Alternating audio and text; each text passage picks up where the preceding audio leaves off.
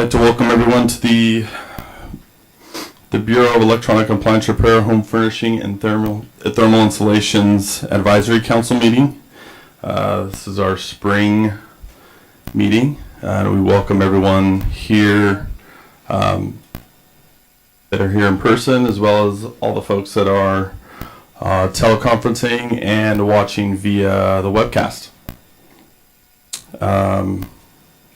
First couple matters, as far as for folks that are here at DCA, we have an exit and the rear, and that's where the restrooms are both out there. The men's is just in the hallway there. The women's is across the hall past the security.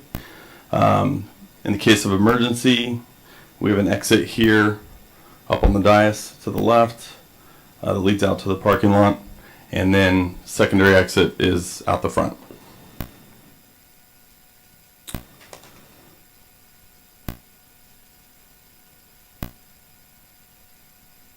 I guess we'll start with a roll call.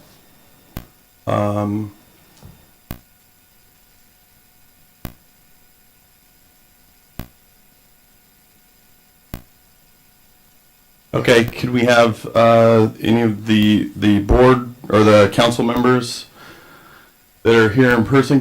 We'll just start over here to the right with Donald, with Mr. Lucas. Just introduce yourself.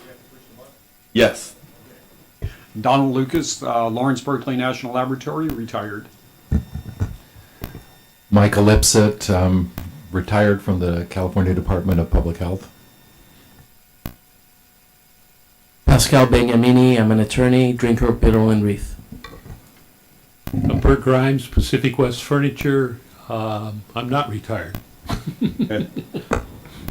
Steve Weidekamp with the California Moving and Storage Association. Chris Higdon with California Moving Systems here in Sacramento. Do we have anyone on teleconference? Tony Stein. Hey, and this is Judy Levin, Environmental Health. Hi, Judy. And Tony, welcome as well. Hi, you've got Stephen McDaniel with the Service Contract Industry Council on the line as well. Hello, Stephen. This is Dave Payne with BIFMA.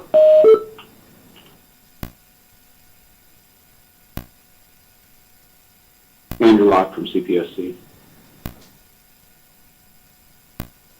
Great. Welcome, everyone. I'd also like to recognize folks in the audience here. We have some of our legal, DCA legal representation is here, as well as our policy, reg here at DCA, and Bureau and Board Services here at DCA.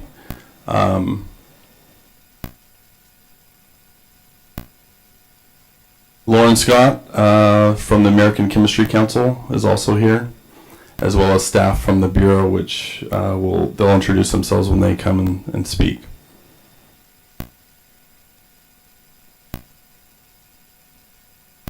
All right, so first we'll review and discuss the future meeting dates. We had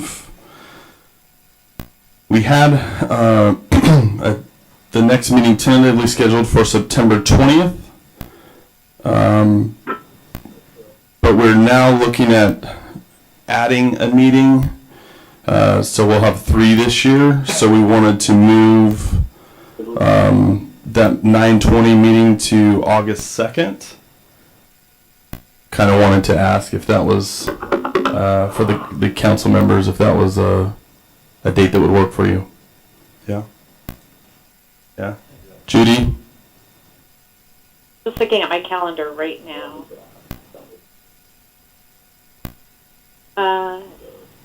Yeah, that should work. Tony? Does that work for you?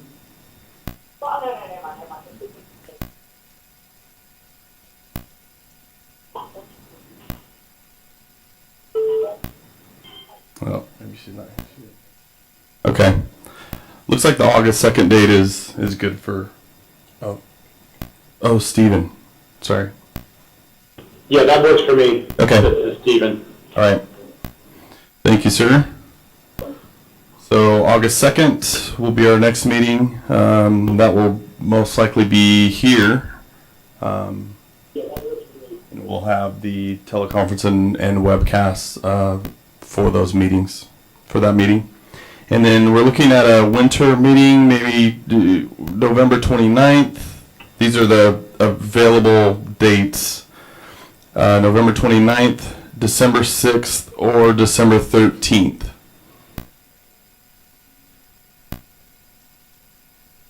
So just let us know, I don't know, what, November 29th is the week after Thanksgiving. December 6th or December 13th. This is Dave Perry from BIFMA. December 3 through 6 is the ASTM Fire Committee meeting. I know folks on the phone, probably a lot of them will be at that, including myself. Okay, let's just eliminate that date then and go for either the 29th or the 13th. 29th is good? 29th? I'm hearing 29th. Everyone here is agreeable to the 29th. Folks on the phone? This is Judy. Oh, sorry. Good. Go ahead, Judy. Oh, I just said that looks okay. Okay. Tony, that's okay with you as well? Yes, thank you. And Stephen? Works for me at BIFMA. Thanks. Okay. That works for Stephen as well. Okay. 29th it is. All right, great. Thank you. Okay, is there anything from the December meeting that any of the council members or anyone would like to discuss before we move forward with our agenda for today? No? Okay. We shall move forward with our statistical overview, and that will be done by Karen Skelton. She's the licensing manager for the Bureau. Good morning, everyone. In page 4 of the handouts, and actually back side of page 5, mic's on. Okay, there's licensing statistics on page 5 of the handouts. And we gave 4 years of statistics going with February just to kind of see what the growth is and what's staying the same in the market. As you can see, service contract sellers continue to grow. We've netted over 4,000 new licensees in the service contract seller category. We have lost some on the electronic service dealer, and on the Bear side, everything else has pretty much stayed the same. With home furnishings and thermal insulation, we've had a increase in bedding retailers, an increase in importers, which also includes overseas manufacturers. But with both bureaus, we've had about 4,000 with Bear and about 2,000 gain in licensees over the last 4 years.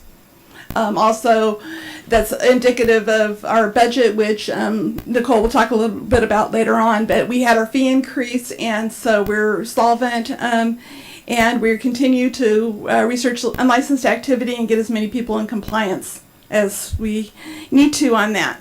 Is there any questions about the licensing statistics?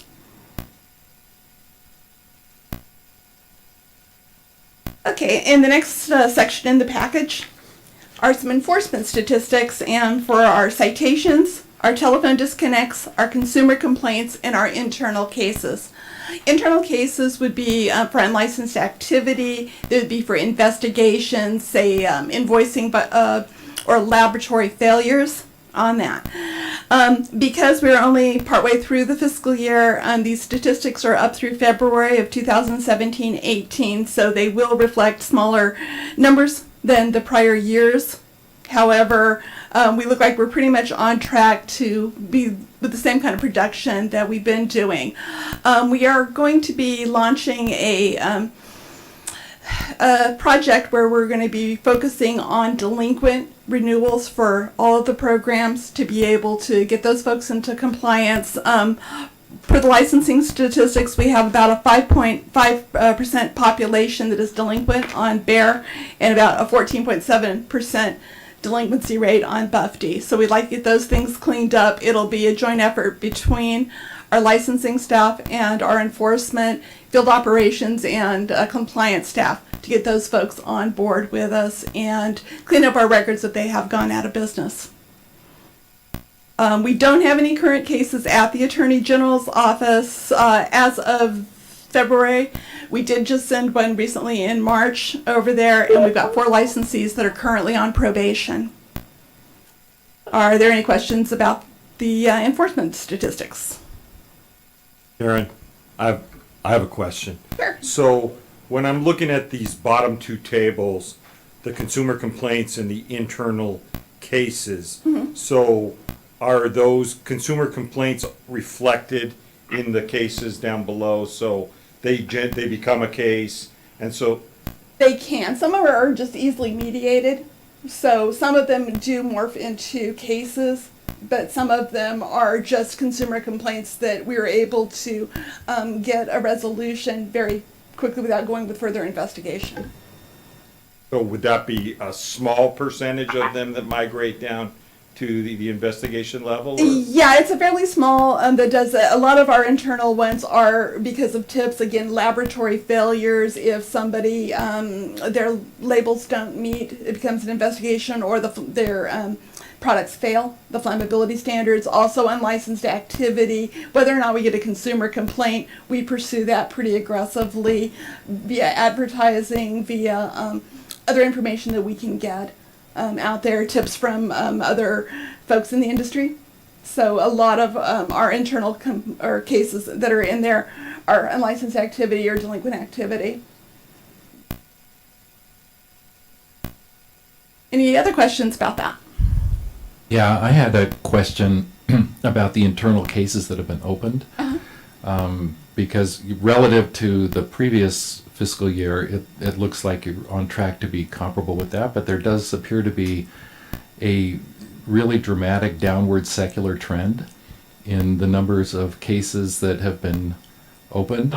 And I was just wondering, is this like a staffing issue, or is this like things are just getting so much better, or I think I think partly it's a compliance issue, and part of the thing was a few years back too is that we also had some targeted sweeps on unlicensed activity and delinquents, and so I would imagine too when we get this new unlicensed activity or delinquent thing launched, a lot of those will turn into investigations, and that will also, but also, yes, we have had the staffing issues, but I do see with our current staffing levels and what we're going to also have on the home mover side, because they're going to have their own category and their own internal cases and complaints that we're working, so that I can see it going back up again. But yeah, for the last 2 or 3 years, especially on the electronic and appliance repair side, we have been having issues recruiting staff for the field and investigative staff. So we are full up again, and we are planning to be able to launch and do more in that area. Okay, thank you. Okay. This is Tony Stein. Is it a January to January year or July? July 1st to June 30th. Yeah.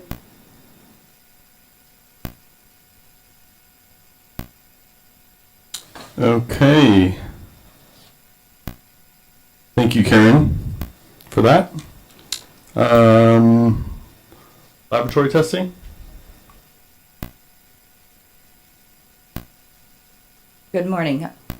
I'm Rosemary Pacoda, and I've been asked to present the laboratory statistics for workload analysis. If you refer to, in your handout, page 9, you'll see the laboratory statistics that have been given. The statistics have been calculated for the calendar year 2017, January through December. During this period, the lab received 228 samples.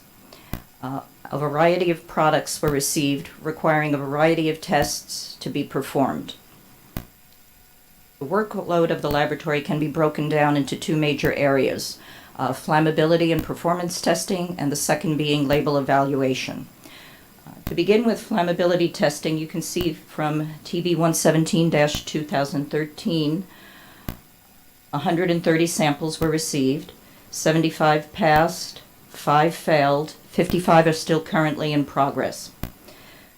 The other flammability tests typically performed is for mattresses, the federal standard 16 CFR 1633, received 67 samples, 58 passed, 21 failed, 9 are still in progress.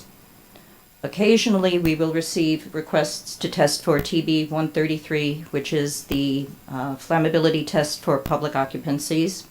We received 11 in this past year, 9 passed, no failures, and 2 are still in progress. In addition to flammability testing for furniture and mattresses, we also conduct insulation testing. Insulation testing, as you can see, 34 samples passed, 5 failed, although we received only 20. This number obviously includes some samples received in 2016. The tests and evaluation performed on insulation samples include R-value testing, which is resistance to heat transfer, which is a measure of its insulative properties of the insulation, and E84 testing, which is a measure of the flame spread and the surface burning characteristics of building materials. Second half of the lab's duties is label evaluation. As during this past year, as you can see, 133 samples were reviewed. They were reviewed primarily for TB 117-2013 compliance, labeling. Pardon me.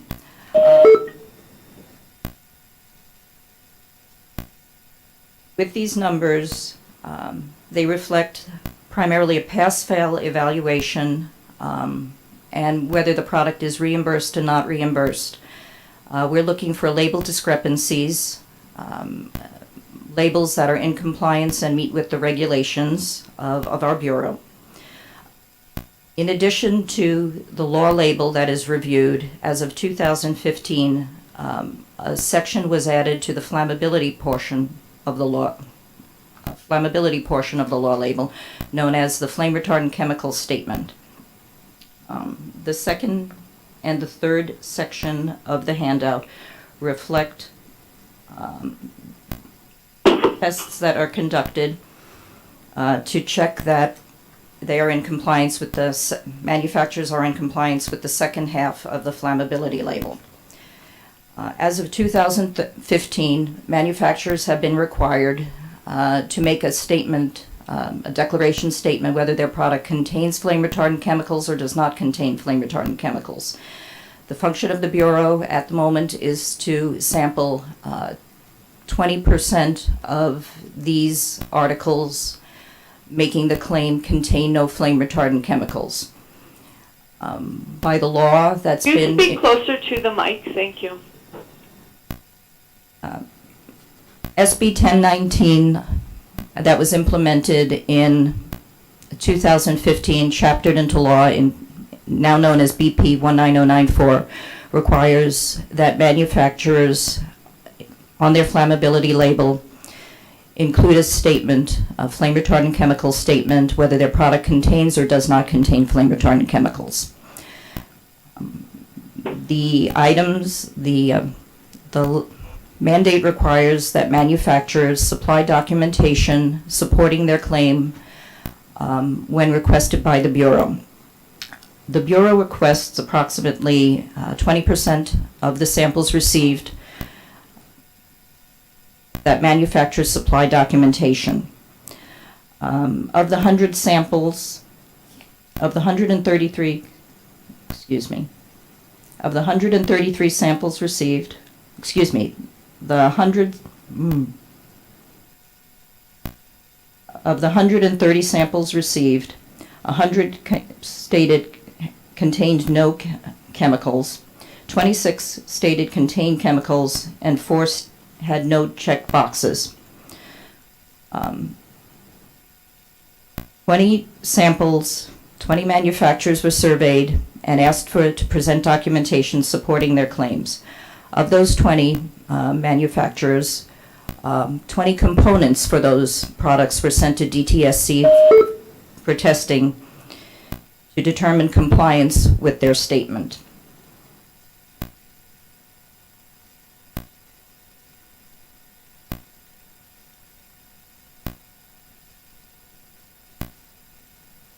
The DTSC pass rate for those that have sent was 94%, 16 passing met the criteria of no flame retardant chemicals, 1 failed, exceeded the criteria,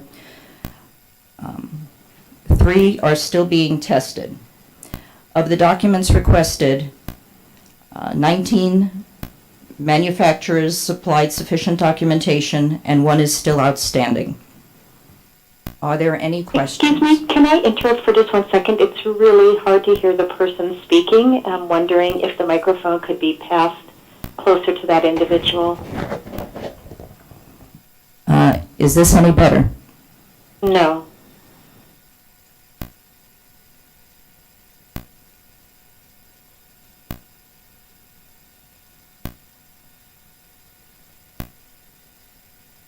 Uh-huh.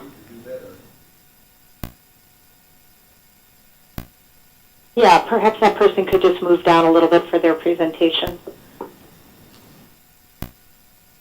Just an added note for those that also are online, if you turn on the mic on the computer, that is much clearer.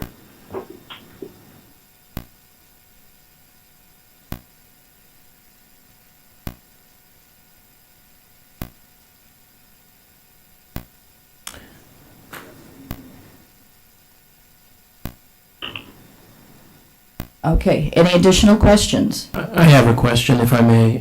Does the Bureau keep track of, statistically, when you get samples, what samples come from importers and what samples come from manufacturers in California?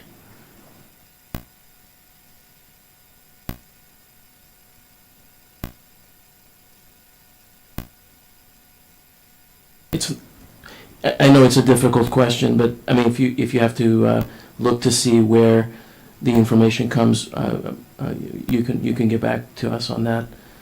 I know we have that information, but I don't have it available at this time. Right. No. How it is processed. Yes. Okay. I would have to look into it and get back to you. Okay. Is that something that can be made available at some point? I would. Can you look into that as well? Get Great. back to you. So the question is, you want to know what information the importers. Your question is information. Do we keep track of importers? Correct. Importing into California and as opposed to manufacturing in California. I think he's asking specific to the sample, the testing, right? Yes, the testing. So if they're coming from importers or Out of state, or California. Yeah, I mean, Three different. we have that information and we can make that available. Absolutely. Thank you very much. Yeah. Thanks. I have a couple questions. The first is on the mattress testing. It looks like 36% are failing. Is that different from the past, and how are they failing? 36% seems a little high. That also includes some of the follow-up samples. I don't do the mattress testing, but I'm aware that a certain number, the follow-up samples, in other words, a second sample was included in the testing. Either the first sample yielded inconclusive results, or it was borderline, or they wanted to confirm a result. So yes, the value is a little bit skewed because it includes all failures. As far as a breakdown of information, how many were included as follow-ups, I don't have that at this time. And the second question has to do with the insulation testing. Is there a breakdown between the samples that failed the R-value test from the EA4 test? Again, I don't have that at this time, but could look into it and get back to you on that. So a breakdown of R-value and ED84 testing. Okay, thank you. Are there any other questions? The document requested for the SB 1019, I don't know the correct number anymore. Okay. So you take 20% of what you get in. Yes. Okay. Then do you take that same 20% and also send it over to the Department of Toxic for testing? Correct. There is certain confirmation from the 20% of samples that we request documentation for manufacturers. Certain components are selected and sent to DTSC for confirmation of whether those components live up to their claim of contain no flame retardant chemicals. In other words, if you ask for documentation from somebody, then that means it's also going to be go over for testing to prove their... It is likely. Okay. It is very likely that will occur. There will probably be a time when our document requests will exceed, our testing.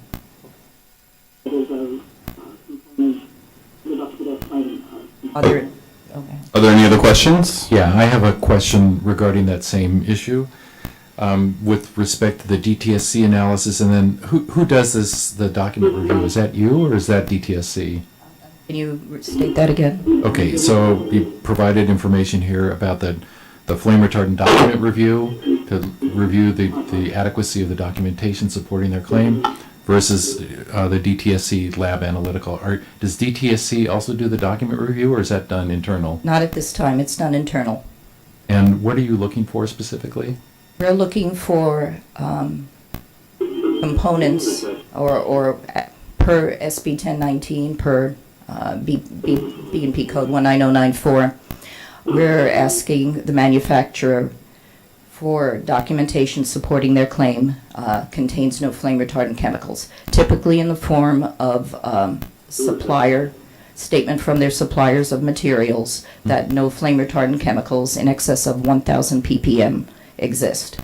So any component contained within the article covered by TB 117-2013, we are looking for documentation. That would include cover fabric, barrier materials, if any, filling materials, and or decking materials.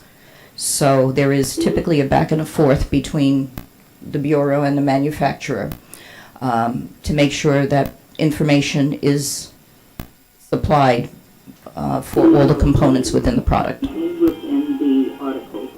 Okay, thank you.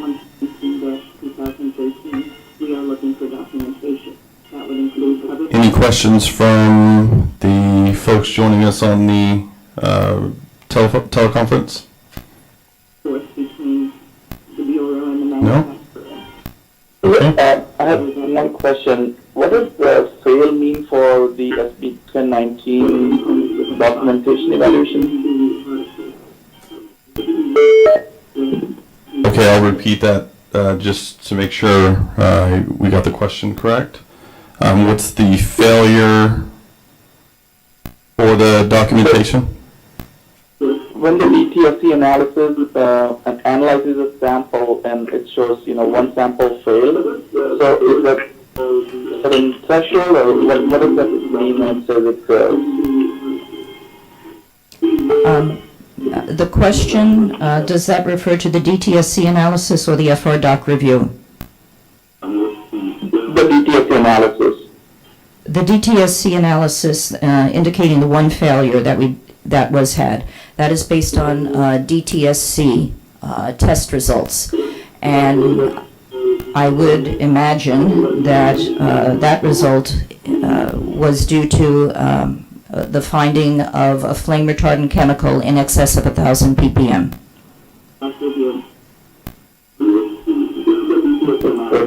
Thank you. ETSC analysis indicating the one failure that we did.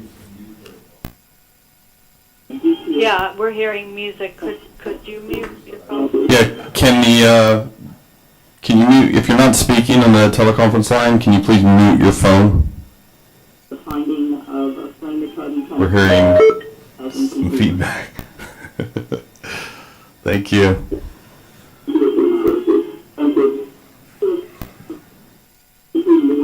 All right. Thank you. Thank you. Okay, so now we'll move to the operations update, which we'll first hear from DCA budgets. From Nicole, I'm sorry. Good morning. My name is Nicole Dragoo. I'm with the DCA Budget Office. I'm very happy to be here. Thank you for having me. I wanted to discuss the 2018-19 governor's budget, which was released on January 10th of this year.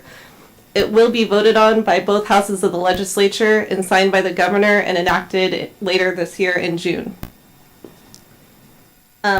If you want to take a look at pages 11 through 13, we've prepared some documents to show the current fund conditions for the Bureau. Taking a look at the electronic and appliance repair fund, if you look to your left, you'll see this 2016-17 actuals. The beginning balance rolled over from the end balance of 2015-16. Line by line, we go down to our revenues and transfers. This shows all the revenues that the Bureau brought in for electronic and appliance repair. Then we have the actual expenditures and the ending fund balance. You can see at the very bottom, there are months in reserve, which is very healthy at 11.9. We recommend anywhere between 3 and 24 months. The next section is the current year. You can see that the beginning balance was healthy at 2.848. And we have the projected revenues and your expenditures at 2.7, which is the fund's entire appropriation. We project that the Bureau will expend that entire appropriation. However, that's seldom the case. So you will see that roll over into the budget year 18-19 and bump up the months in reserve a little bit more. The months in reserve are to reflect how many months the Bureau could operate if all revenues ceased, assuming the Bureau brings in the projected revenue and does not spend the entire appropriation that may increase. Moving forward to the home furnishings and thermal insulation fund condition, all of the columns are exactly the same. We'll see our 16-17 revenues, actual expenditures, and months in reserve. And last, we have the new fund, the Household Movers Fund, which will be established July 1, 2018. The governor's budget just shows the budget year, but we have built in a budget year +1 to kind of show how we anticipate the fund to increase. However, this will change as the Bureau starts bringing in revenues for the Household Movers Division, and you will see these numbers change after the end of the fiscal year. Are there any questions? I have a question on the household movers budget. Where did you guys come up with the TRF transfer amount? That seems like an unusually small number. 750,000. That was in legislation. I can do some additional research to show exactly, to figure out exactly why that number was moved over. And I'll get back to Nicholas on that. So have you guys had direct conversation with them on what on the transfer of that? So this is part of that number is part of the interagency agreement. They are to transfer the 750 on July 2nd, and then the remainder of that, of the balance, which I believe is roughly 250 or 300,000, would be transferred by September, by the end of the quarter. Are there any further questions?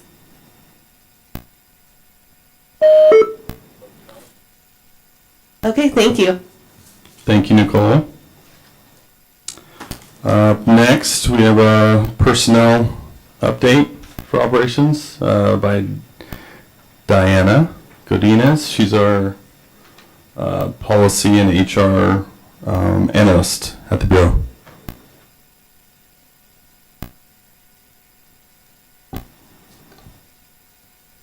Hello, Diana with the I'm one of the personnel liaisons with the Bureau. I'm here to talk about our positions. Over the last several years, as we know, we had some struggles with recruiting for our field representative positions and our inspector classifications. To resolve the issue, we have reclassified the positions to start utilizing the special investigator classification. By doing so, we have been able to increase our candidate pool. Instead of receiving just a handful of candidates, we are now looking at over 100 applicants with the special investigator classification. We have been participating in doing our recruitment. We have already provided tentative offers to fill these vacancies, which is most recently we've had 4 field rep vacancies and 2 inspector vacancies. All of the candidates are currently going through background and medical clearances, and we're hoping to have them on board at least by May 1. With that, we've also had some internal movements. We have a vacancy with the investigations unit manager position. We've reclassified that to the supervising special investigator. We are already participating in the recruitment process and will conduct interviews soon. We also have participating in interviews for the staff services manager 2 position, and we are hoping we also have provided a tentative offer for that position, and they will start May 1st. With the home movers division starting on July 1, we have already started with recruitment. With the interagency agreement, we are able to hire 4 positions, which will be a manager, an analyst, and a staff services analyst. We have already made offers, tentative offers for those positions as well, and we hope to have them on board by May 1st also.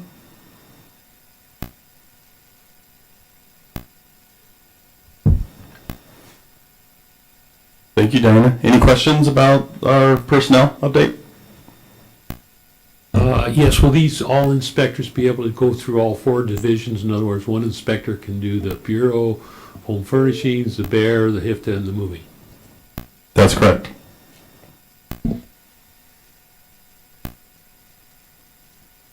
Thank you.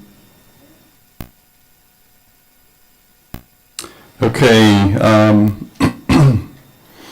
I'll touch on the training for the home movers unit integration. Karen Skelton, the licensing manager, and I are working with the management team for the transportation division at the California Public Utility Commission to facilitate the training. So we'll have folks going to San Francisco to their main office to receive training there, and then they'll bring that information back and train our folks at headquarters. So, well, we're also receiving, information, all their policies, all their operations manuals, licensing information that we will use in our outreach effort to the home movers population, licensee population, and industry. And that kind of leads into the outreach and consumer education portion or update.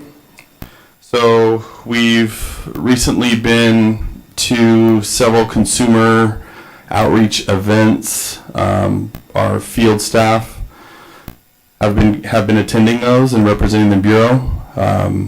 Up in Shasta, in the last 2 months, we've attended one in Shasta County, as well as one down in Orange County. And then we have 2 upcoming in May. In Wairika and at the state capitol for the California Senior Rally.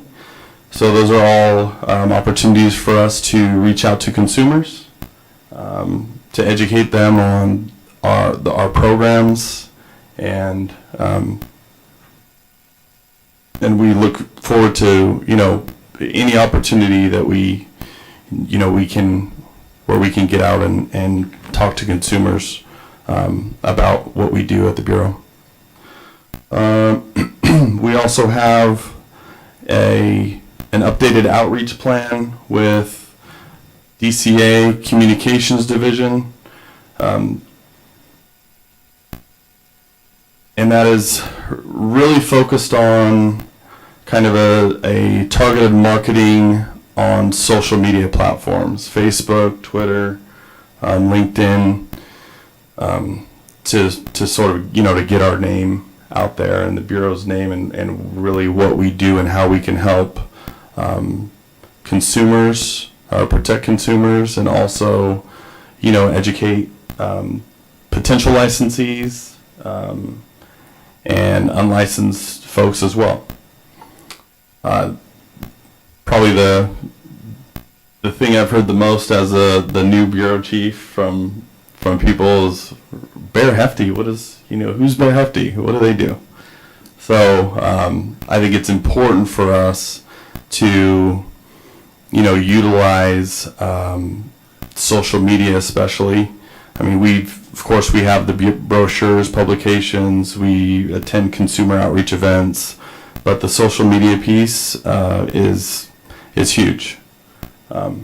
And so that's what we'll be utilizing and working with DCA Communications Division to facilitate that.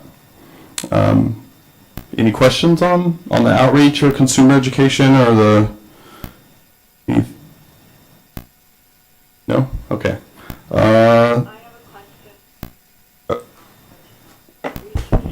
I'm just trying to understand the breakdown in percent of budget or some measure. You tell me what the right metric is.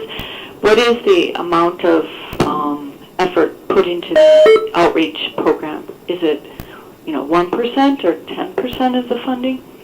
Well, as you may or may not know, the Bureau pays, we pay a pro rata to DCA, our department, and that includes the communications division is part of that pro rata payment, or their services are. So there's not necessarily I get there. We do have a breakdown of what we pay pro rata. I don't have it with me, but and what goes to the communications division specifically, but yeah, I mean we pay into that, and they do provide those services, and then we have any printing for publications we pay out of our individual budget outside of the pro rata. Does that answer your question? Yeah, pretty good. Okay. I asked the question, though, because the reserve money is there, and I wondered if there's any need for further or greater amount of communication efforts. Could you speak up, please? It's difficult to hear you on our end. Okay, sorry. Thank you. Could you hear this? Yes.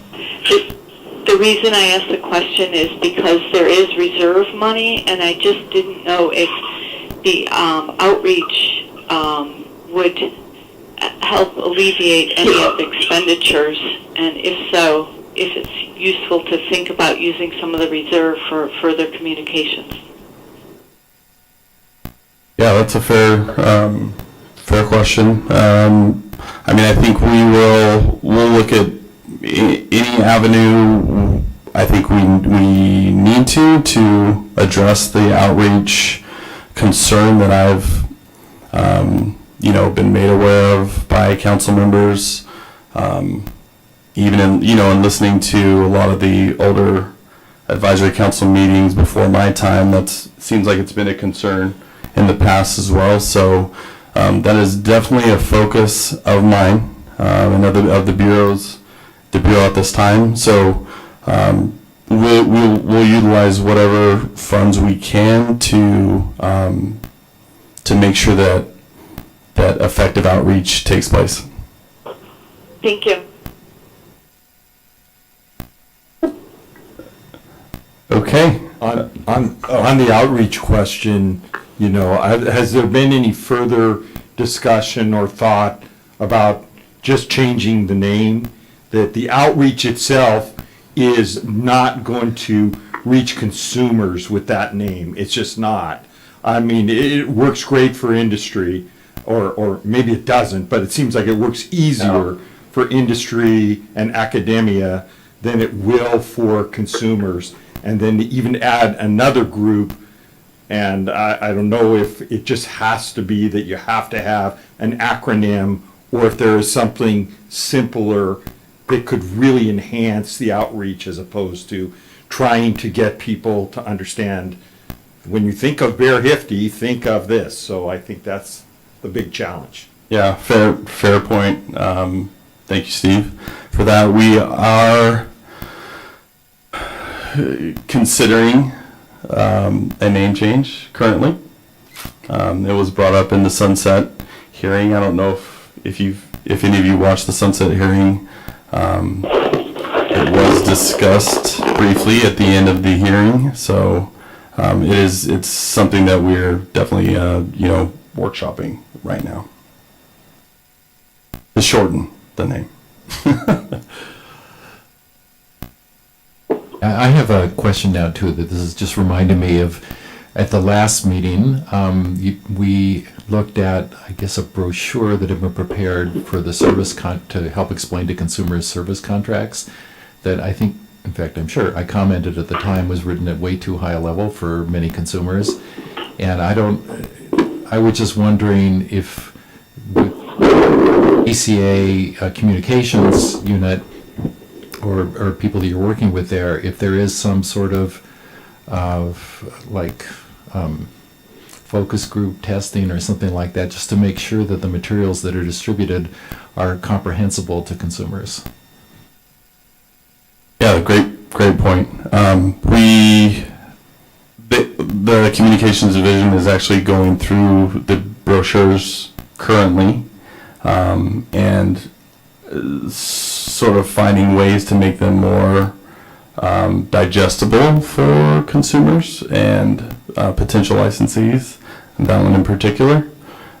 So they do have folks there that are, have experience in kind of providing, more clear publications for technical subjects, I guess.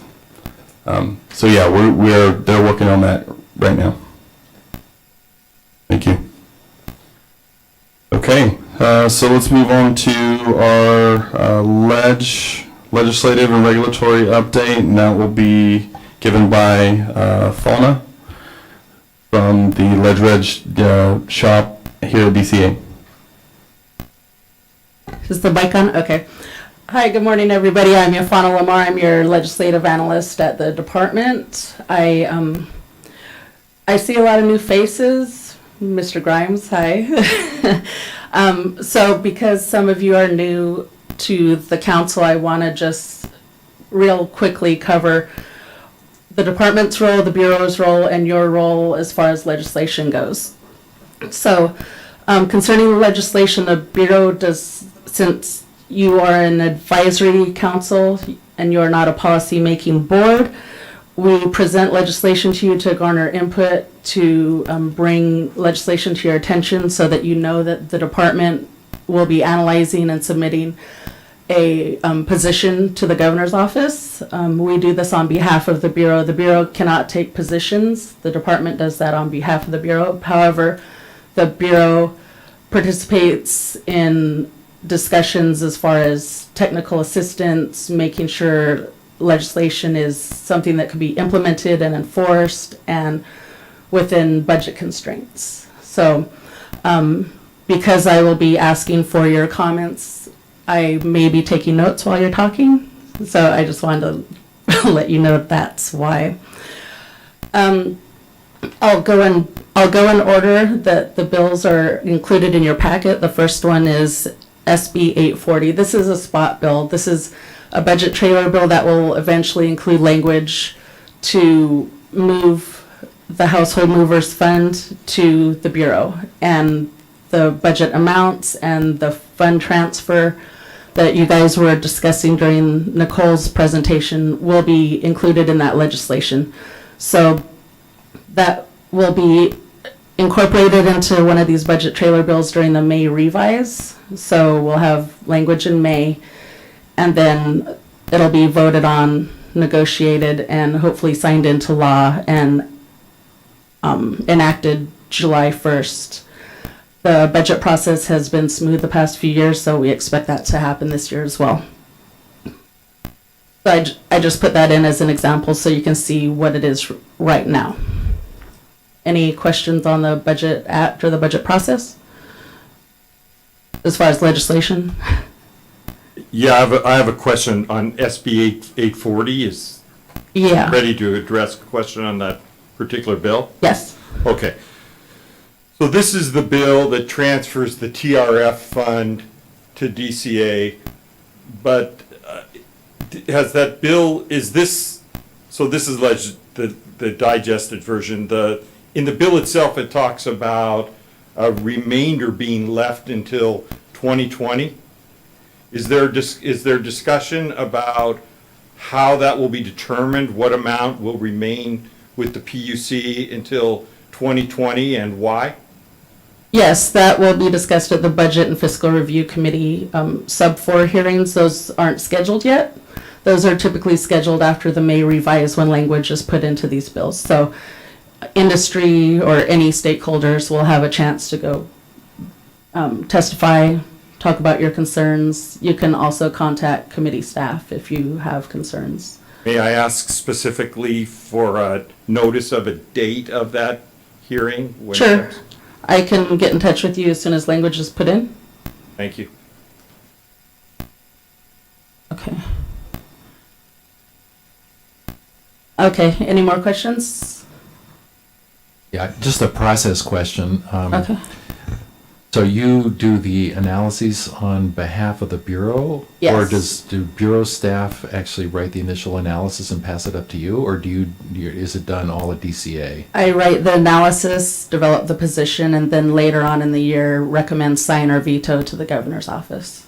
Right, but if there's technical issues that are in the bill, I'm assuming you get input from Bureau staff on that. Definitely.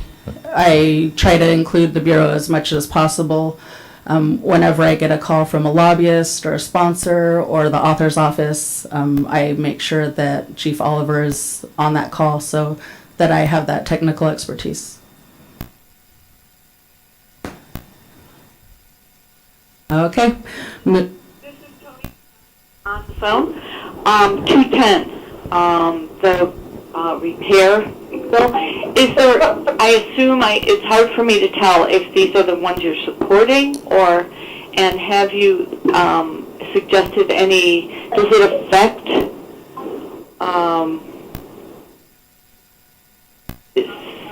so could you speak to that bill in particular? Are you asking about positions? Or? Yeah, where is the position right now? Okay, well, we haven't taken any positions on any of these bills in your packet yet. It's still early in the legislative year, and many of these bills will be amended. I'm still working on analyses and developing positions. Those will go up as soon as I have a comprehensive analysis prepared. There's no set timeline on it yet, on any of these bills. But because we are part of the administration and we report to the governor's office, those positions are confidential. And only when we receive approval from the governor's office to discuss our position do we actually do that. We can discuss the bill at length, but we cannot say what our position is until the governor. Right, thanks. Okay. I just want to point out that bill, that it's a very important bill to allow more repair so that we don't end up with more in the landfills, etc. And so, but I'm wondering how it's affecting workload, and in particular. So that's why I bring it up. Your workload. Which bill were you referring to? Because I think we missed that. 210-2110. This is the repair bill. That's on the agenda. We'll get to that bill. Okay, thank you. Any more questions about the budget bill? Okay. So in order, the next bill in your packet is SB 1483.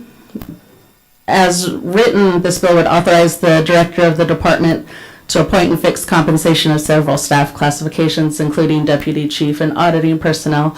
We expect this to become the vehicle for the Bureau's sunset review extension. This bill is scheduled to be heard April 23rd in the Senate Business Committee on Business Professions and Economic Development, so we expect to see amendments before then, but we haven't yet. If any of you would like an update once we see language, I'd be happy to do that as well.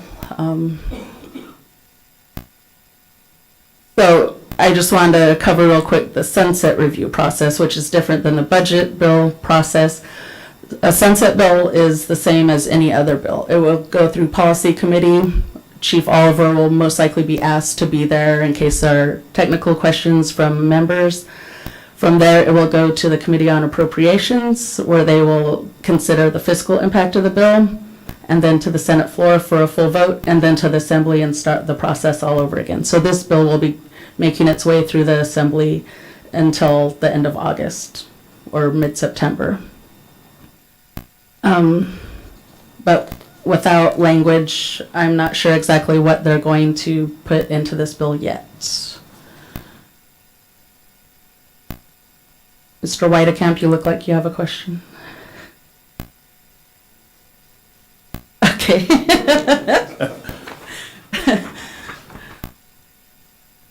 Okay, the next bill in your packet is AB 210 by Assemblymember Eggman. It's the Electronics Right to Repair Act. This bill would enact the Right to Repair Act, which would require electronic equipment manufacturers to make replacement parts, service documents, and specialty tools required to fix an item available to third-party repair providers or owners for 5 years after a product is no longer manufactured. This bill is intended to cut down on e-waste, so it's going to be heard in the Natural Resources Committee. This bill names the Attorney General as the enforcement entity, but I wanted to present it here because this bill would impact BEARHFTI electronic repair and service contract administrator licensees. I am happy to take any comments, concerns. If you have any right now, if you have any later, I will definitely give you my card. Chief Oliver can also give you my direct line. But I believe we had a question on the phone about this bill.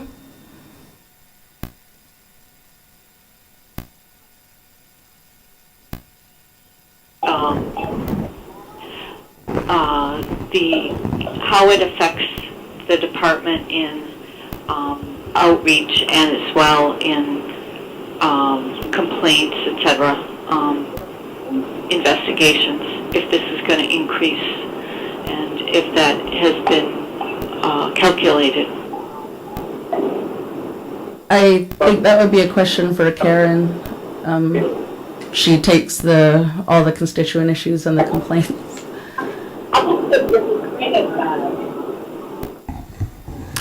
Okay, the bill as it's currently written doesn't provide anything for us, but we may receive consumer complaints that are additional because they involve repair.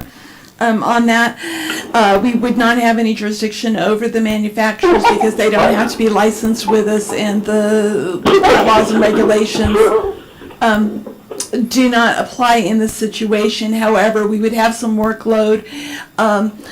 We would, refer people as we do with the Song Beverly Consumer Warranty Act or Mechanics Lien Law if they have a recourse on it. However, the Bureau, not having direct jurisdiction, at least the way the bill is written, would just be kind of a conduit of where people could get resources to have their issues resolved. And because of that, we will be submitting a fiscal impact analysis for this bill. And that will be heard in the appropriations committees, and it will also be a part of my larger analysis. The fiscal analysis will also go to the Department of Finance. The difference with this bill is when Karen's unit gets a complaint, they will have somebody to point the consumer or the licensee to, because this bill appoints the Attorney General as the enforcement authority, whereas right now, I believe you refer them to small claims court. Small claims court, right? Yeah.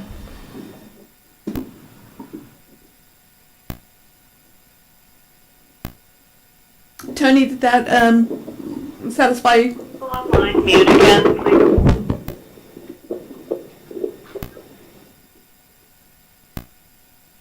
Could all those listening on the teleconference line please mute your phones?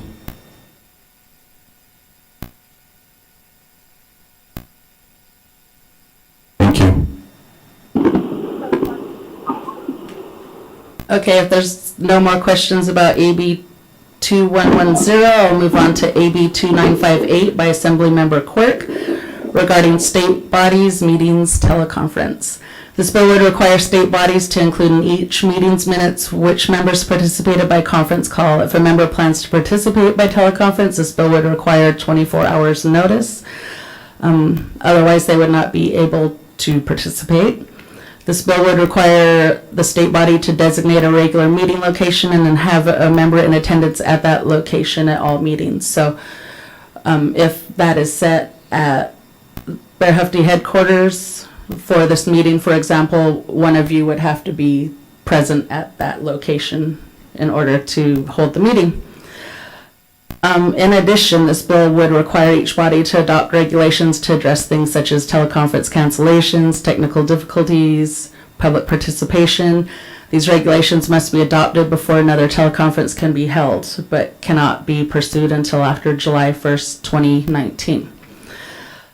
This applies to advisory boards, committees, councils, so this doesn't only apply to boards that must adhere to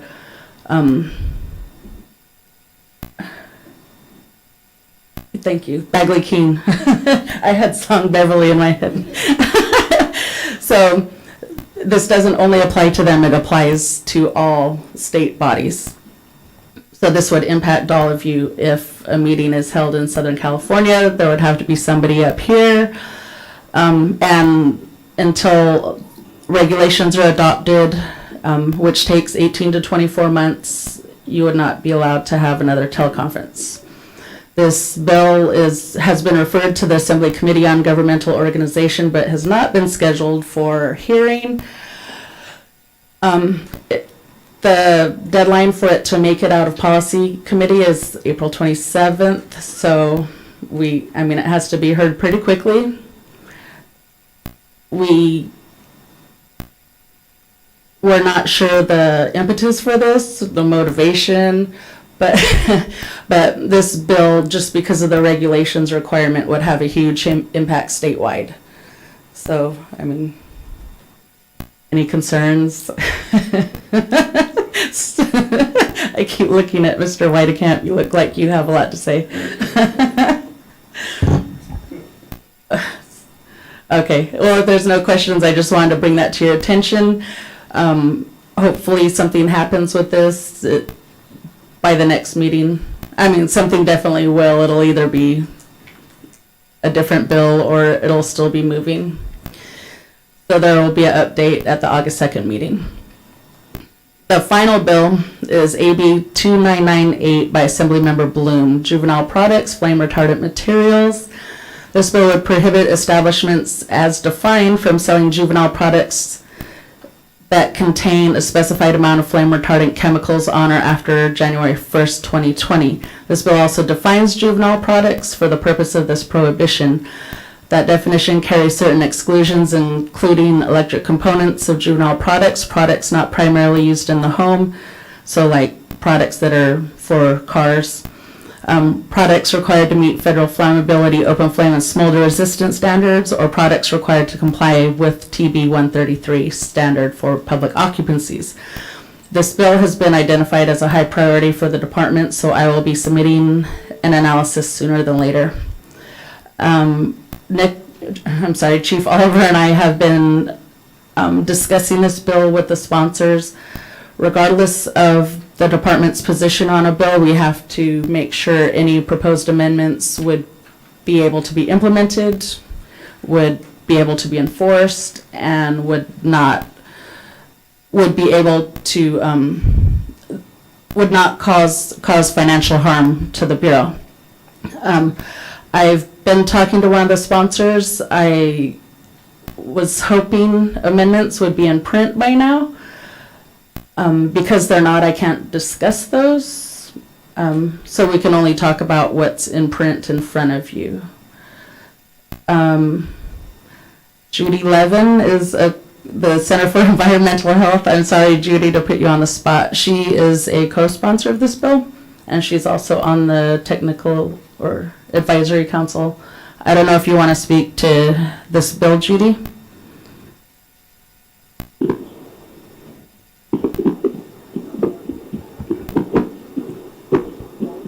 Okay, well, do any of you have any questions on this bill?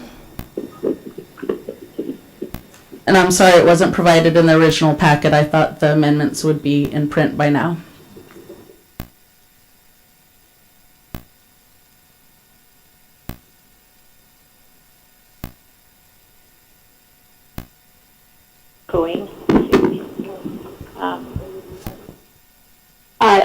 You described the bill. It would prohibit the sale of furniture, certain children's products, and mattresses with flame retardants in the state of California. It builds on the San Francisco ordinance that was passed in October, and it is sponsored by California Professional Firefighters, the Natural Resources Defense Council, and the Center for Environmental Health. The flame retardants are not needed in these products to meet any flammability standards, and many of these flame retardants are known to be associated with very serious health effects. It just made sense to ban their use since they're not needed and are not provided added fire safety benefit.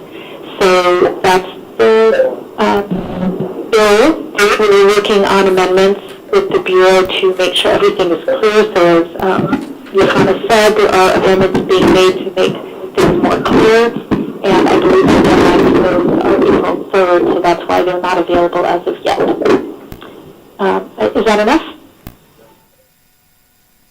Yeah, I just wanted to give you an opportunity in case you wanted to give some information. Does Anyone have any questions, concerns about this bill? Just one quick question. Sure. When do you anticipate, if it passes, what would be the effective date? Will there be a transition period?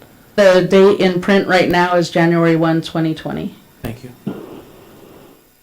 I thought that the juvenile products were already exempt. They're exempt from the flammability standard, but they are not prohibited from containing flame-retardant chemicals. And unfortunately, we have found that approximately 25% of children's products tested still contain flame retardants, even though there are no need for them to be there. And so we're trying to protect Californians by closing the door on that. So yes, they are exempt from flammability standards, and yet products are still containing flame retardants. Anything else? Okay, if anyone has questions later about legislation, or if you want to provide input as an industry member or as an advisory council member, you can call me anytime and my direct line will be available, or I'll be here for the whole meeting, so I could give you my card after as well. Thank you. I want to request, when the amendments are put forward, can you send those to us? Sure. Thanks. Okay, thank you. Thank you. Okay, do we have any public comment or on any of the general business agenda items that we just discussed? If not, we will move on to the electronic and appliance repair agenda items. The first of which is the ignition interlock devices. Mr. Di Girolamo,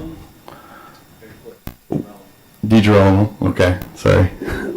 Will give a presentation or an update on the IDs.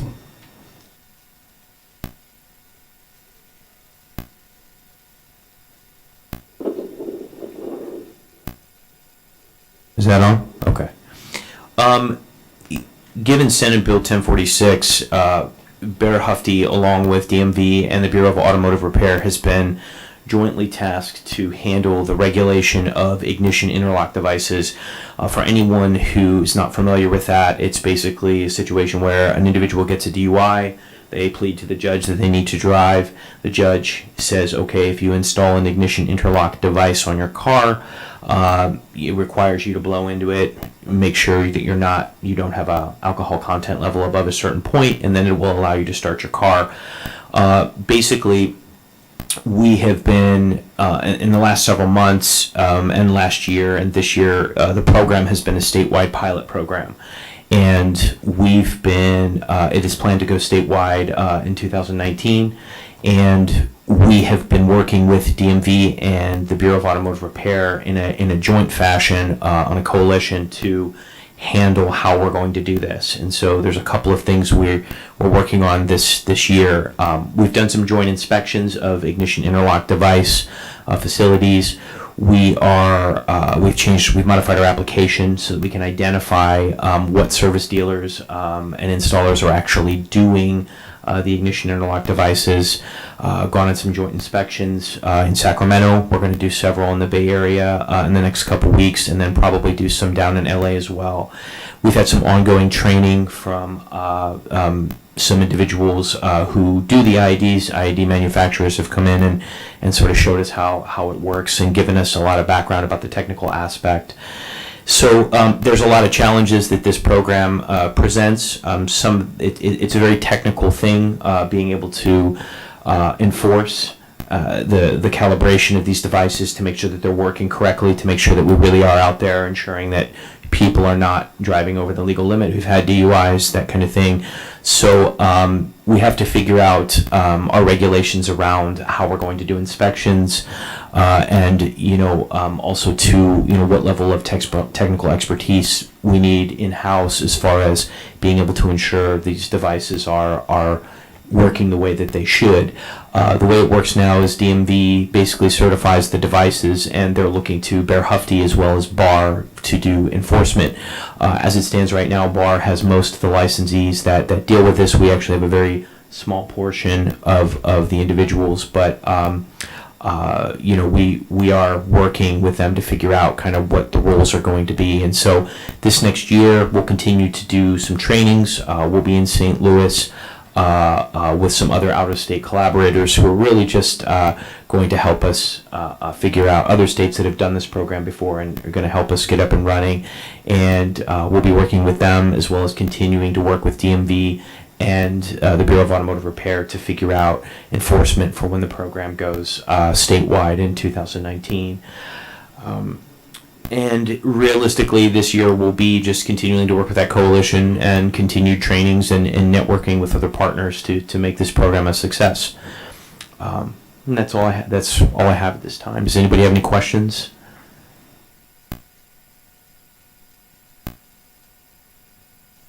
Okay. Yeah, I have just one question, because I don't know how these devices work to ensure that the person blowing into it is not a ringer. Is there some sort of photo ID or facial recognition software that's attached to these to ensure that it's the appropriate person that's doing the test? Yes, there is a lot of concern about, you know, the wrong person blowing into the device. So there is right now one of the things that we're looking into in the state of California as proposed legislation is requiring these devices to have a camera in the car, and what that would do is when you blow into it, it takes a picture and it uploads that data remotely to a manufacturer. So when people go in and do calibrations and they pull all the data down, the logs that say, you know, if a person passed or failed when they did it, will also have a picture so you can see very clearly who is blowing into the device. So there is the technology is getting to a place where it is getting harder and harder for people to rig the device in their favor. So and all that is being discussed and debated right now about what California's approach is going to be. So, yeah. Is there a consensus in the other states that are doing this about how to do it, or is California going to be, you're going to be doing your own thing again? You know, it's interesting. California's got a little bit of a unique setup in that this was tasked to three different. You know, we have DMV, Bureau of Automotive Repair, and us, right? I know in Washington, this is something that the troopers do, and they do it exclusively, and they have kind of their own little team. So the administration portion and moving forward, the strategic plan is going to be something that it's going to be a primary area of focus here. As far as statewide, nationwide, we are traveling to St. Louis to really hook up with some other people in some other states and really determine how they are doing it and trying to answer that question. Is there a standard approach that really works? Do we need to do something unique given our situation and how many collaborators we have at the table? So that's something that hopefully by May, we're going to have a lot better answer for you for that. So.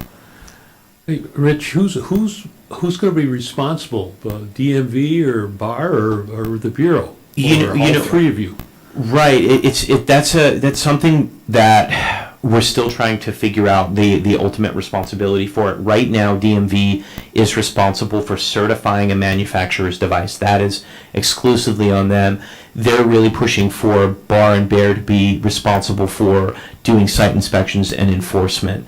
That seems to be the mutual agreement of moving forward. However, we do have to iron out the details of that. We do. So, and that's, again, high priority for this year, definitely. All right. Thank you, Rich. You're welcome.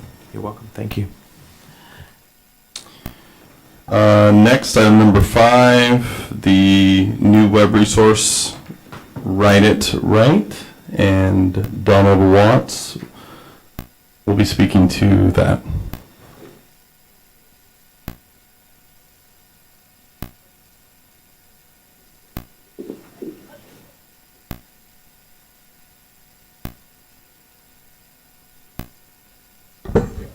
Good morning, everyone.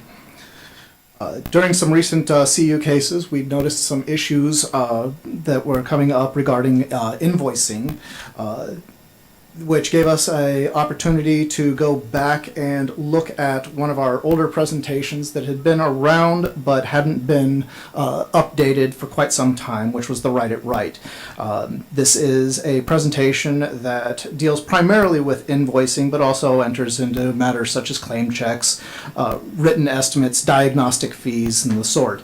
It's an excellent resource for the service dealers, and we wanted to go back and revisit this, revamp it, and see if there was some things that we could do to make it a little bit better. We made it a much more user-friendly format, and we're able to bring it up in a manner where the information was a little bit easier presented so you could find it better. This resource is currently available on the Bureau's main page under the What's New section, and also available on the Applicants and Licensees section under the EAR section. We also have, for anyone in the room, we have copies of it printed in the back. Any questions?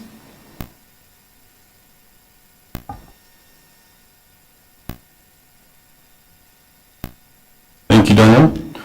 Any comment on the items just discussed? Public comment?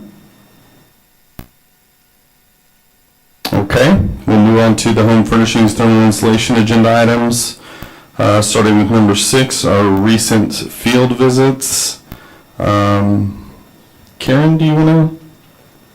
Sure. Yeah, we had the opportunity, Nicholas and I, to go down in February, and the first day of our trip down there, we met with Bert and Pascal, who took us around to a couple of furniture manufacturers.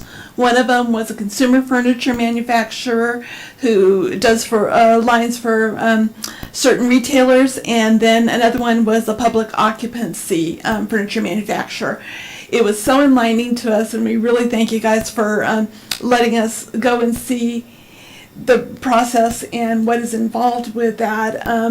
It was real eye-opening for us, some of the challenges that they have with suppliers, some of the challenges that they have with just the manufacturing process and competition.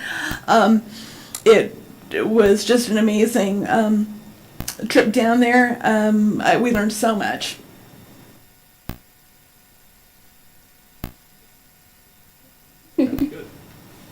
We just want to thank you for coming. We really appreciate that. Okay, we'll move to number 7, the regulatory change proposal for furniture for use in public occupancies. Donald, Mr. Watts is back to report on this. Good morning, everyone. This is going to be in your materials package. Section 7, which is page 30, is the proposed language for the regulatory change. This change is going to be amending sections 1374 and 1374.3 of the California Code of Regulations. This will align the regulatory language with the new general standard for the upholstered furniture set forth in TB 117 TAC 2013, and creates a single flammability standard for seating furniture in California. The regulation change proposal has been written and is currently undergoing review with the department. Our timeline moving forward at this time, and we believe we will be meeting, barring any unforeseen delays, will be no later than April 20th. We will post the new regulation for notice. That will commence our 45-day public comment period. We will be receiving comments from the public by mail to the Bureau at a public hearing that will be announced at a later point, and by email. We do have a dedicated email address that we will be accepting our emails for on this matter. August 31st is going to be our final day to submit our final statement of reasons to OAL. And that is, we need to reach that deadline in order to meet our hopeful date of October 1st as an effective date for this regulation. Any questions? Thank you.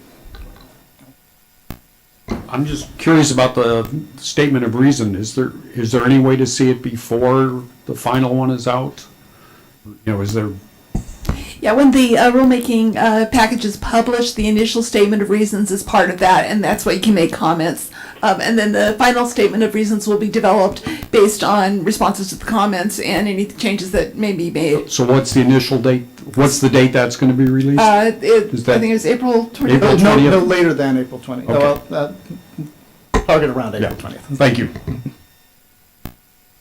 Okay, so I have a comment then, or a question just related to whether any comments that we might have on the initial statement of reasons, do we submit them as like members of the public?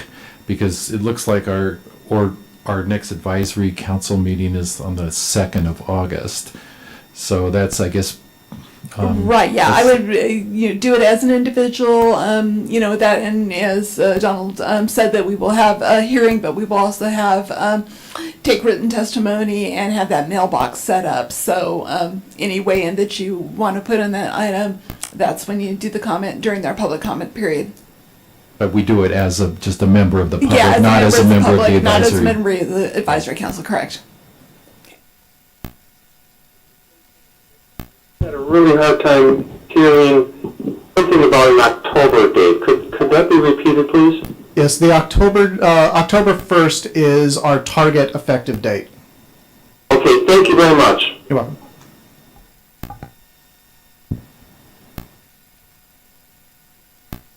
Okay. No further comments, then thank you, Donald.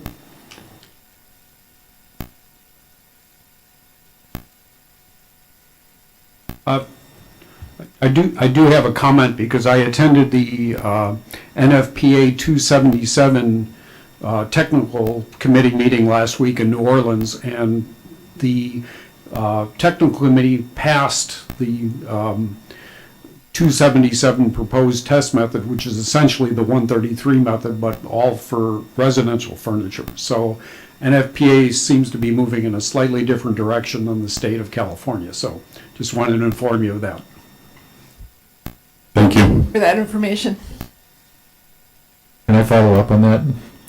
So just with respect to, NFPA is not a government agency, but does the Bureau anticipate submitting any kind of comments or interacting with NFPA as they go forward with this proposal of theirs, or not? I don't anticipate that, but NFPA, of course, is welcome to comment based on our initial statement of reasons and be part of that public process, rulemaking process. But I don't anticipate that we're going to have any further discussion with what we've already got with our proposed language. Or with theirs, yeah. Have they interacted with the Bureau staff in relation to this, or gotten any input from California specifically? Do you know? They have not. Thank you.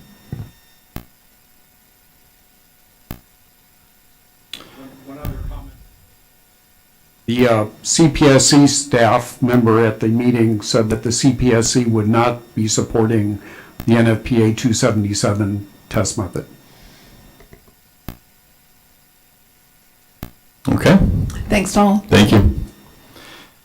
All right, next we will have item number 8, the barrier study update and preliminary findings by Sue from our lab. She's in. Thank you, Chief. Good morning. I'm Sue Shu, and I'm here to report our preliminary findings. The Bureau elected the TB 117-2013 in January 2014.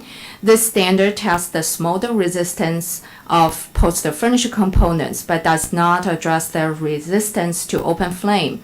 According to the TB 117-2013 rulemaking documents, the Bureau needs to investigate the open flame safety of poster furniture. Therefore, the Bureau staff have proposed a draft open flame test method for barrier materials to address the concern. We also asked third parties to conduct the flame retardant chemicals and the benefit cost analysis. I'm here to summarize our findings and report the results from FR and the benefit cost analysis. We have tested 25 barrier materials according to the proposed open flame test standard. 5 of those barriers were used in mock-up furniture and were tested in our full-scale facility.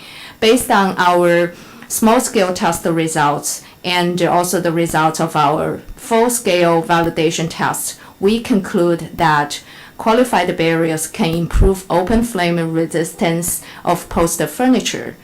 The proposed open flame standard might be used as a screening test method for barrier material. Over the past few years, flame retardant chemicals used in upholstered furniture became big concerns. The most common AFRs used in furniture were brominated AFRs or organophosphate-based AFRs. The 25 barrier materials were tested for 7 commercial flame retardant chemicals. None of the AFRs were detected. However, melamine was found in some of the samples. Benefit cost analysis research has been conducted by Dr. Westman's team at Sac State. They compared the benefit to the additional cost due to the adoption of the proposed standard. The expected benefit is in the form of reduced chance of death, injury, and property damages due to adoption of the proposed fire barrier standard. The additional costs include fees incurred by enforcement, manufacturing incurred, testing, compliance, financing costs due to the adoption of the standard. From their research, the benefits of proposed fire barrier performance standard failed to exceed the costs. Therefore, the need of the standard is not justified by the benefit cost analysis. So that's basically my summary of our preliminary findings. Questions?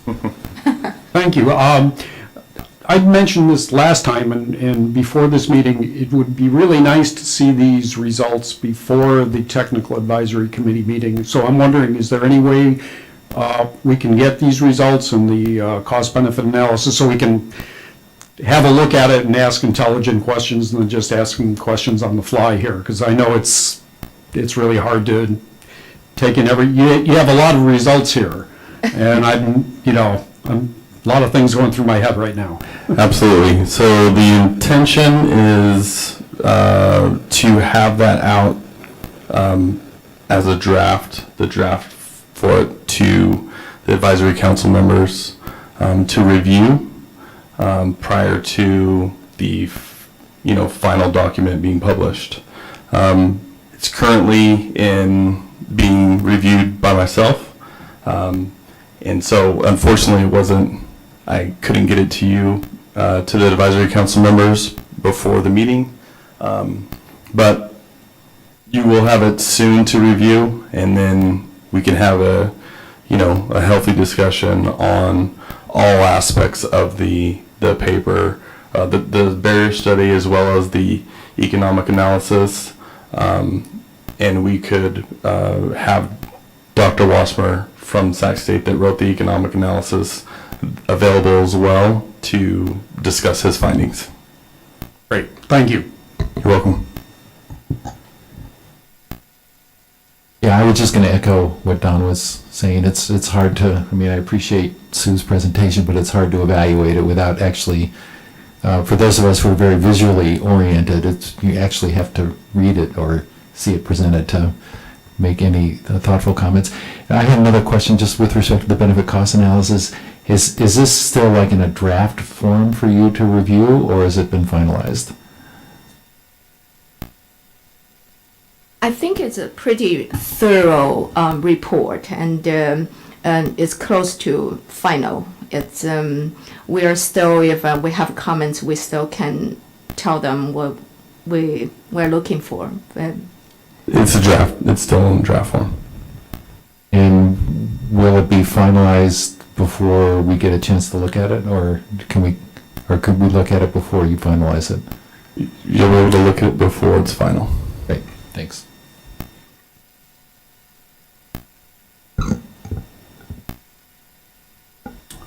Thank you, Sue.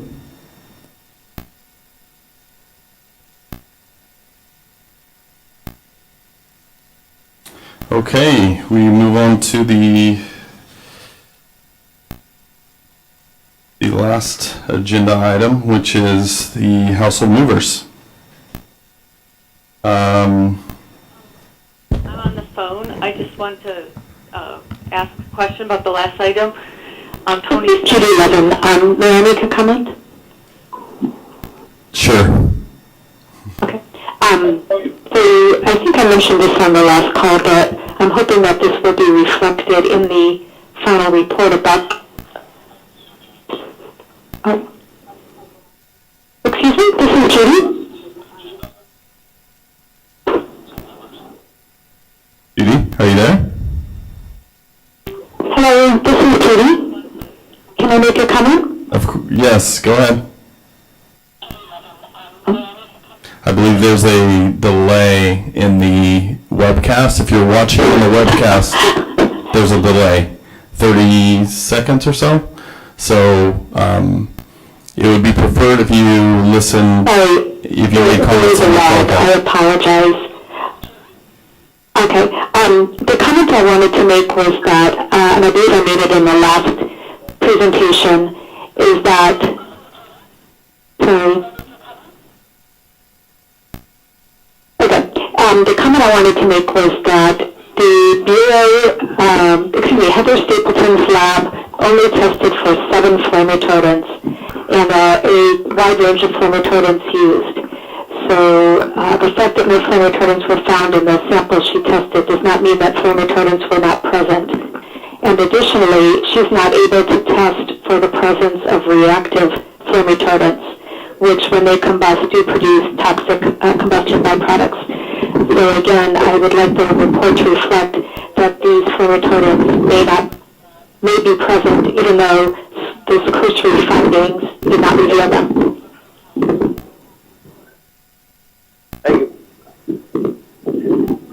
Okay, thank you, Judy.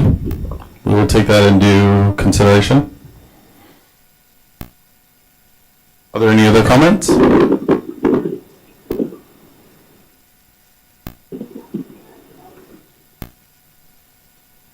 Okay, the household movers agenda item. So number 9, the outreach with the industry, collaborations and feedback. So we've been working with Steve Weidekamp and the industry on multiple levels. I think Karen and I did a site visit with Steve. He was gracious enough to take us to Sudeth, which is a large global, really moving company, to one of their sites in La Barada in Southern California, Anaheim area-ish. So we were able to sort of just see how the moving process, see all aspects of the moving process. With them being a larger company, they had it, they were very efficient and had it dialed in, all aspects of the process of, getting the initial contact with the consumer, through, all the logistics, planning, and the actual move. It was very insightful, and we look forward to visiting other moving companies, some even smaller moving companies that don't have the maybe the manpower that a large company like that does, just so we could really kind of dig into the moving industry and see how their operations, or how we will affect their operations, or just how they operate in general.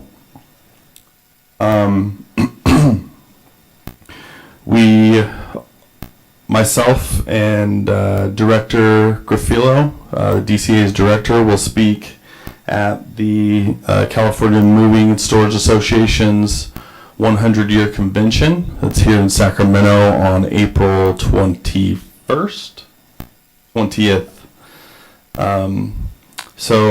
And also we have representative from agency, Sonia Longman. She'll also be joining us and participating in this opportunity to reach out to the industry before we take over the movers, take over jurisdiction of the moving industry on July 1st.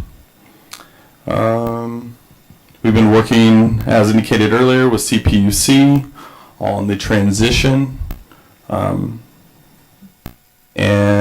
also DCA. Pretty much all divisions of DCA, they've been assisting with this move as well.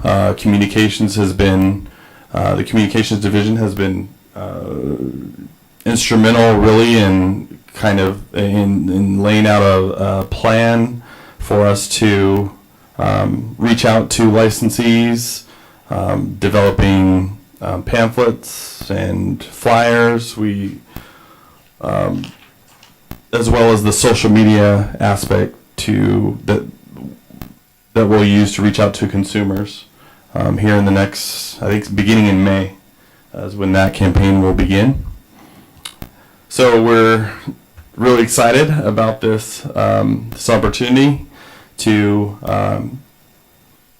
license the moving industry here in California. Steve, or do you have anything to maybe add to what we've done so far? Yeah, I'd be happy to. We are enthusiastic with the transfer. We've been a regulated industry since 1923 with the Public Utilities Commission through that entire process. It is kind of a unique industry in that we are vocational truckers. We have to comply with all the rules and regulations of trucking, which all the ARB rules, etc., were developed for a completely different model than ours. And so it's been much more impactful on us. You mentioned you came with us to a large, sophisticated operation, and our operations range from a one truck to people with hundreds of trucks, but so do our customers. I mean, we ran the gamut from the Department of Defense being our biggest customer, all the way down to someone who's moving into some kind of assisted living facility and taking 2 or 3 boxes with them. So the range on both sides is extremely broad. I would tell you that as an industry, we've seen value in regulation, both from our side and definitely from the consumers. When we see states that have deregulated, we've seen a race to the bottom and services that have deteriorated to the detriment of the moving public.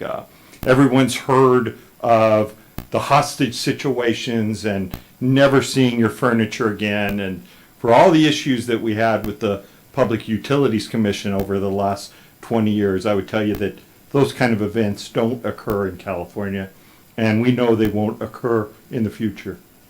So we want to be your partner. We want to help you through this process. We want to offer opportunities for training, to take field staff out to those operations so they can see what's going on, so they can better serve the public and better serve the industry. We were posting on our website already the 2 links that you've sent us for the listserv and for the transfer. As I said, we were regulated by the PUC since 1923, and they didn't tell anyone, any of these people that send them $3 million a year, that they were being transferred out until probably a couple of weeks ago when the interagency agreement passed. That was the first notice that the industry received. So we knew for a couple of years, and we've been telling our people, but there is a group of people that weren't aware. So we're enthusiastic. We think you guys are on the right track. We'll tell you when we disagree, but so far so good. So thank you. Appreciate it. Thank you, Steve. Again, it's been a pleasure so far to work with you guys on this transition. We've also, as Diana mentioned earlier, we've through an interagency agreement with the Public Utility Commission, we have established a kind of a unit, I guess, to a manager and 2 analysts to kind of receive all of that training and the information from the PUC, and to bring it over to the Bureau and to develop, procedures for us moving forward. So that's been a great start. Those folks will come on board within the next month. I think by May 1st, they will all be on board. And then of course we have 4 field staff, special investigators that we'll be recruiting probably mid-May, so that they'll be on board by July 1.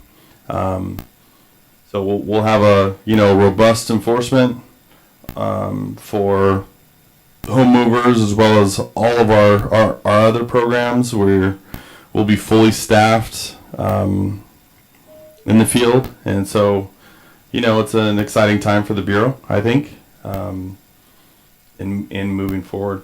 So yeah, we see the major challenge in addressing the unlicensed illegal operators in the field, and as you and I have discussed through several pieces of legislation, we've added opportunities for enforcement to find these entities and to have them kind of come into compliance. So we're hopeful that will be the primary focus of enforcement activities against those that are completely skirting any regulations or any other California laws for that matter. All right, thank you. Okay, so are there any comments, public comments on any of the topics we've discussed? Or any topics we haven't discussed? If not, then I would thank everyone for joining us today. We appreciate you making the trip up here to Sacramento, and we look forward to working with you moving forward. And our next meeting, which will be on August 2nd. Thank you.